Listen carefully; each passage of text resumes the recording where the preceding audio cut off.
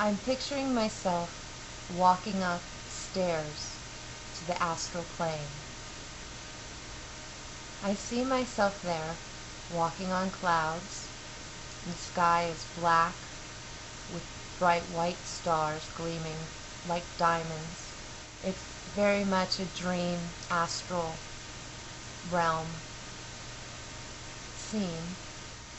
And I know I want to imagine 2 chairs, one for myself and one for my guide. And I see a chair with a light blue veil behind it. And as I sit upon it, I take the posture of the High Priestess card, symbolic for my role in this channeling. I invite my guide to come in and have a chair, and he chooses a traditional red and gold throne and puts a crown on, and he says, you know, I look like David, so I shall sit like a king, and with a whimsical smile on his face and a crooked crown, you know, just fooling around.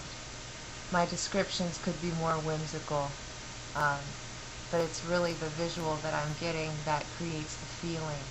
And then it's my logical mind that has the duty of interpreting the image. And I tend to be more intellectual when the vision gets to me and hits that logical investigator. Okay, what does this really mean? It hits with humor, but the humor isn't exactly appreciated in the creative form that it comes in. It's immediately taken to the lab and dissected.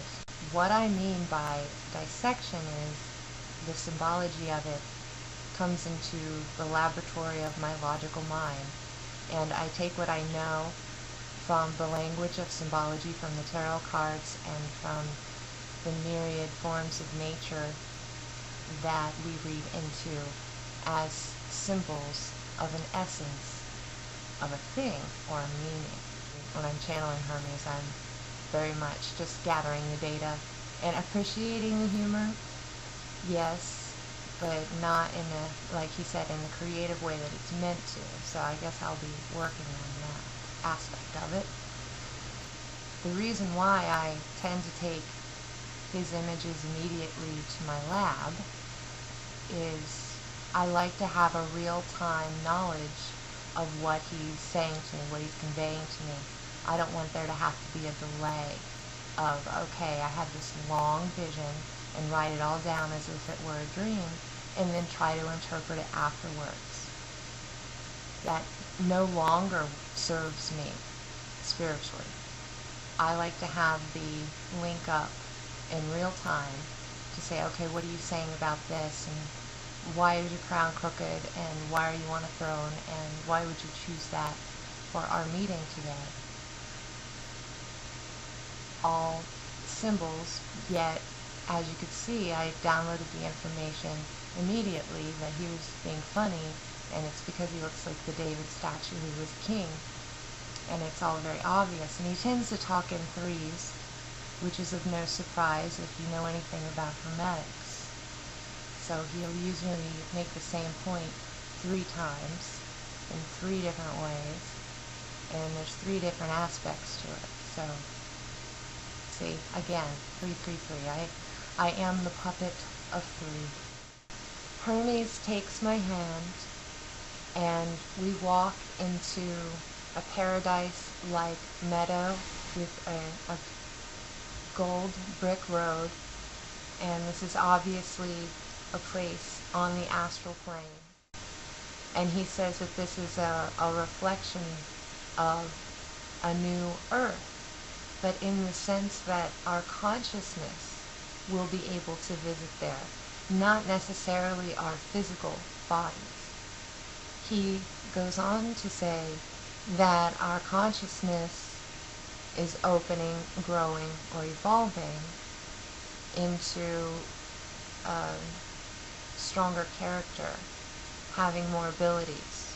This is a stage of the growth process that we must go through. And the aspect that he's speaking of right now is conscious awareness of other realms of existence. I would explain these realms of existence as astral planes, realities on different vibrational frequencies. The levels of the astral that I have explored are very dreamlike and can be quite realistic at times, but always have an extra sense to them. The more creativity and sensitivity you have, the more you will be able to experience the sensualness of the astral realm. It doesn't work on the five senses, yet at the same time, these five senses have a reflection in another realm that you can still smell. It's just a different type of sensation, and it's more imbibed with love on those levels as I've experienced it. Hermes points out that mental illness is often the mistaken diagnosis of this kind of phenomenon happening to someone. They see symbology in everything. They may be hearing their spirit guides. They may be tuning in on what their neighbors are thinking. There's all kinds of extrasensory perception that he says is coming online now. We're reawakening to our psychic senses as a whole.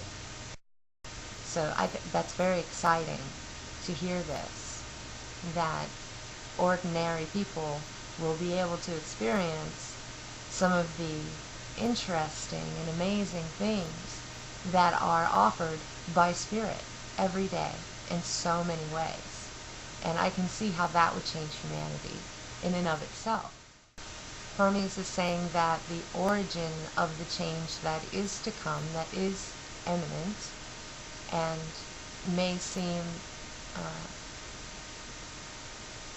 a little drastic. I mean, it's definitely going to be obvious.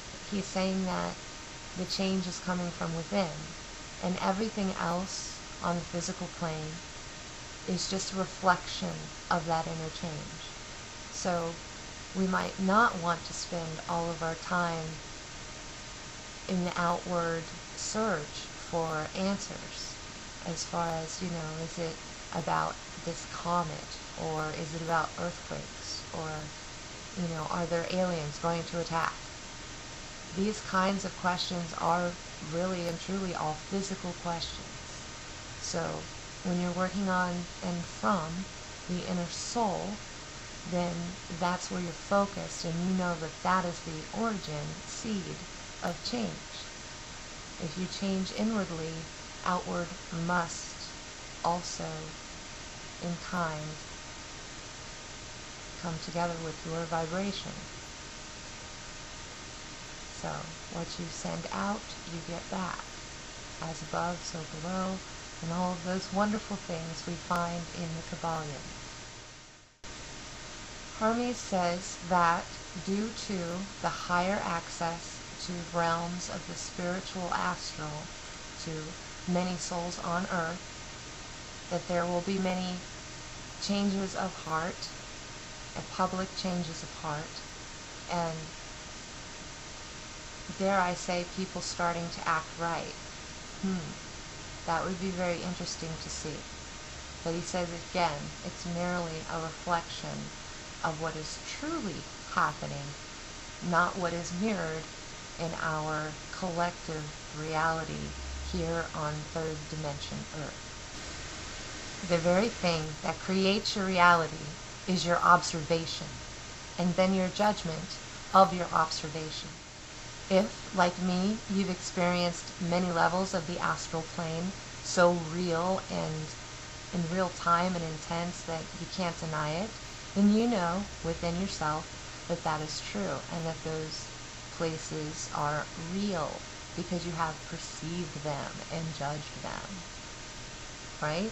If you've never had the perception of a different realm of reality, or felt not a part of this current reality, then You have nothing to base a belief on, which is fine. That's called faith. And you may have faith that it exists regardless. However, I do believe most people who have had any kind of active dream life do understand that the dream is caused more than just by chemicals in the brain. Again, another reflection. The dream is happening in a sense, yet it is not in this reality in any way. You have to wake up and tell somebody about it for it to be able to manifest in this reality. Therefore, you're just a conduit for the dream. You are, again, the observer. So we go back to what you have observed and how you have judged it has created your reality. Therefore, a shift in reality coming from within many people within, in a close amount of time, seems that we could expect change of heart and, more peace and more of this Aquarian age that we're supposed to be in, as evolving humans. The age of Aquarius is about the humanitarian, the star child, technology and love.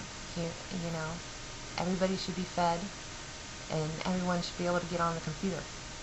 Everyone together, humanity, brotherhood, everyone related. And again, the Hermes slogan, we are all one. And if we just learned that single lesson, that one darn thing, we'd be great. Everything would be wonderful. Thrice great, in fact. Hermes says that you can ask your spirit guides or pray to your angels however you wish, whatever your way is, and ask or request or wish or hope to have an experience in one of these realms, even if it's within your dreams, something that you can remember and retain. Because if you've never experienced this, of course you might want to observe it so that it may change your paradigm, how you feel and how you look at what reality is. So that's a nice experiment to try on your own.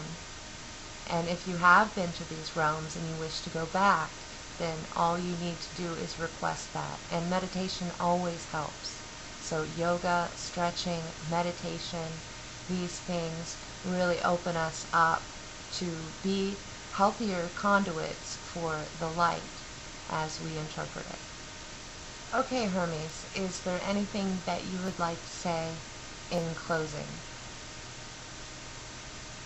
He holds up his hand and he says, 5 days, sorta. So I don't know if he means that could be a day off or how particular that is, but 5 days, and then he pushes his nose, which means that is correct. And then he does this. I don't know what that means, but we'll find out later. And I think that's very interesting that he wanted to put something in the video that I guess on Saturday we'll see what the 5 days meant. And I got this signal, which means, that's good for now. And I suppose it is. Thank you, Hermes. It's been very nice meditating and speaking with you and sharing you with the crowd. You all, of course, may contact Hermes for free through meditation. And you can find me and my channeling abilities at occultpriestess.com. Thank you very much for watching. Please friend, subscribe, and comment. I hope you're having a wonderful day today. Blessed be and namaste.